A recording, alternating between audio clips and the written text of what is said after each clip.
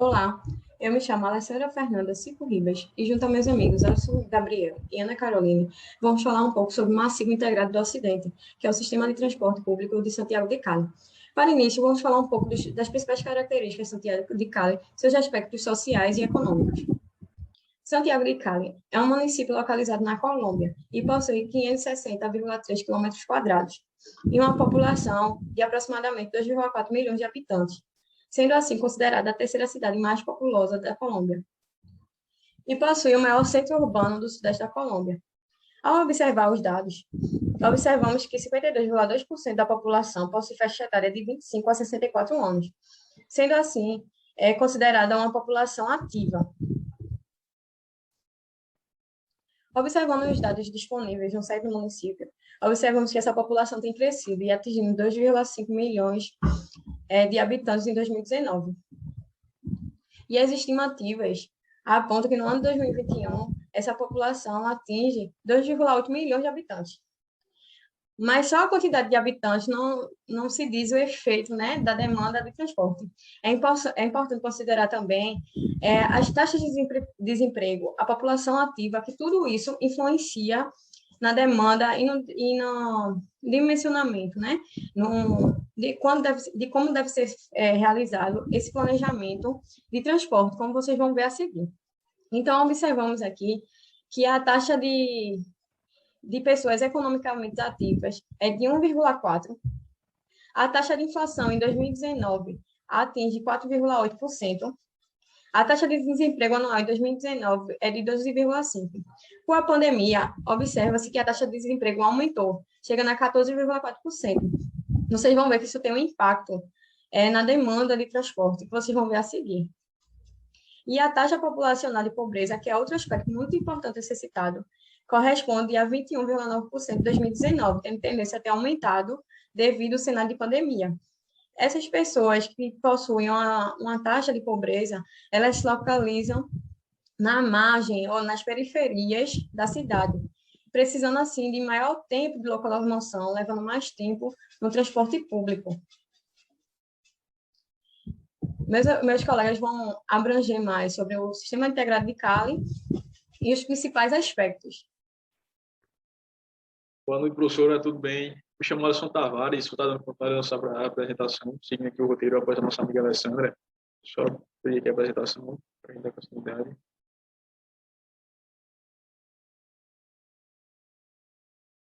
Pois bem, professora, a gente trazendo um pouco para essa questão da história dos transportes, a gente pode dizer com toda a certeza do mundo que isso é um dos grandes pilares do desenvolvimento de qualquer sociedade, né? Essa questão do desenvolvimento socioeconômico. À medida que, apesar de o foco da disciplina falar desse transporte e coletivos, a gente acaba focando mais nessa questão de pessoas, um dos grandes pilares é justamente o fato de que proporciona também o transporte de mercadorias, né? Aí, assim, falando um pouco da história de Cali, no início de 1906, existiu a implementação dos bondes, e para a gente, hoje em dia, é algo mais, digamos, de atrativo turístico, à medida que não é tão usado como era anteriormente, mas isso foi de grande valia para eles, certo? À medida que foi o surgimento de uma nova oferta de transporte e com certeza possibilitou grandes desenvolvimentos, facilitou bastante a vida de muita gente, certo? Em 1911, tendo visto o crescimento dos habitantes da cidade, por volta de 28 mil, possuíam poucas rotas de acesso. Tendo isso em vista, foi implementado a Rota Pacífica, que é uma rota Cali-Bonaventura, desencadeou, através disso, como eu disse anteriormente, a questão do desenvolvimento industrial e comercial, à medida que possibilitou o transporte de carga, certo? Vim um pouquinho mais para frente, em 1920, deu-se início à questão dos veículos de serviço público individual, para justamente atender aquelas pessoas que não estavam sendo beneficiadas com essas rotas que tinham sido criadas pelos bondes, certo? Isso veio para atender esse pessoal, fazendo essa linha periferia-centro, certo? Em 1923, deu-se início à questão do encerramento dos bondes, à medida que existiu-se o aumento da demanda por veículos de serviço público. Em 1930, existiu a criação do modelo de transporte público com identificação por cores.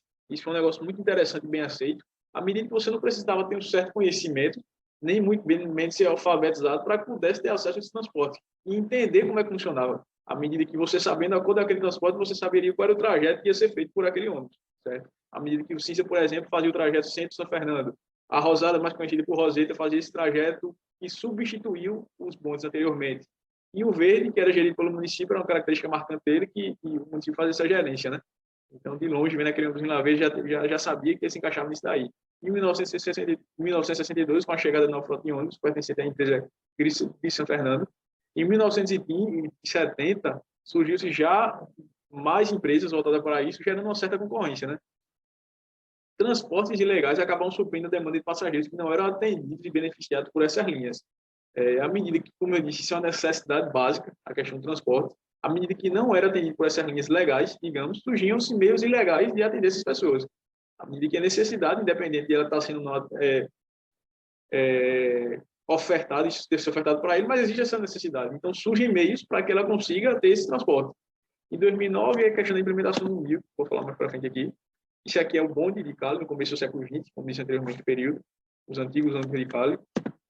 E aqui a gente tem aquela linha, a linha rosa, né, que é aquele chamado Roseta, né, como pode ver aqui atrás dele. E aqui a gente tem a questão dos ônibus pertencentes à linha cinza, que fazia aquele trajeto lá que eu mencionei anteriormente. Aqui a gente tem meio que uma série histórica, certo? A evolução desses transportes, né, que a gente lá no começo do século XX, os bondes, posteriormente a questão dos ônibus divididos pelas cores, que facilitou bastante, foi de grande interesse da população de aceitação.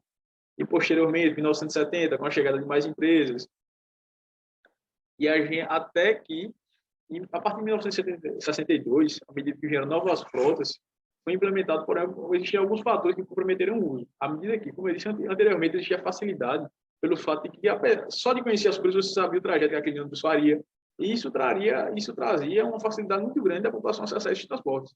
À medida que, posteriormente, existiu-se os códigos dos ônibus começaram a ficar mais complexos, a falta de informações e os baixíssimos índices de alfabetização criaram uma certa barreira de aceitação inicial por essas pessoas, à medida que anteriormente era algo muito fácil, digamos.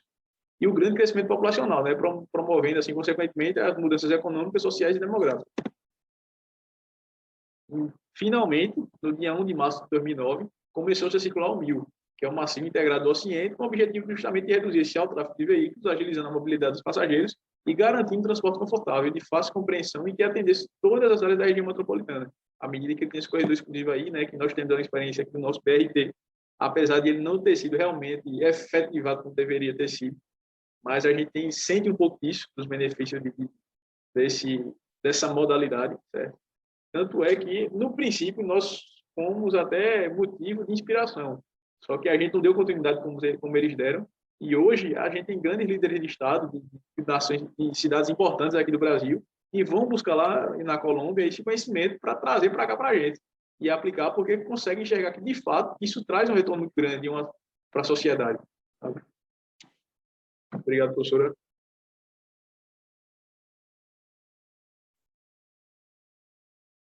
Olá, boa noite. Meu nome é Ana Carolina e eu vou dar continuidade à apresentação. Boa noite, meu nome é Ana Carolina e eu vou dar continuidade ao nosso trabalho. Em termos de transportes públicos antes do MIL, a oferta e a demanda estavam em equilíbrio, a sistemática de operação proporcionava atendimento satisfatório. Bom, no ano de 1962 chegou uma nova frota de ônibus. Para que os usuários identifiquem a rota que devem seguir, as empresas de transporte público usaram um código que tinha relacionamento direto entre o nome da empresa e a cor emblemática dos ônibus. No entanto, à medida que mais linhas de ônibus e rotas entraram, os códigos não eram mais suficientes e a necessidade dos usuários de ter maior precisão na indicação das rotas aumentou, e por isso foi adicionado mais um componente, um item alfanumérico. Esta mudança na operação e falta de um sistema de informação que seja efetivo para o usuário com relação aos parâmetros de identificação de rotas, aliada aos baixíssimos índices de alfabetização da população e a adoção de um sistema que não levou em consideração as características sociais e culturais, comprometeram o uso do transporte por ter tido baixos níveis de compreensão entre os usuários. Além disso, a cidade de Santiago de Cali, há vários anos, vem com um crescimento populacional de cerca de 25 mil novos habitantes a cada ano, o que trouxe consigo várias mudanças no caráter econômico, demográfico, geográfico e social da cidade. O crescimento populacional e crescimento da cidade gerou um aumento na demanda por transportes e aumento de frota, necessitando de uma nova ordem no espaço urbano, principalmente com o fornecimento de transporte público e alternativo. O desenvolvimento econômico e busca por soluções logísticas e de informação levou e tem levado a cidade à construção de infraestrutura viária e à implantação de novos modelos de transporte, como a execução do projeto do maciço Sistema Integrado Ocidental MIL, que começou a circular a partir de 1 de março de 2009, estabelecido com o objetivo de reduzir o alto tráfego de veículos, agilizando a mobilidade dos passageiros, garantindo o transporte confortável, de fácil compreensão e que atendesse a todas as áreas da região metropolitana.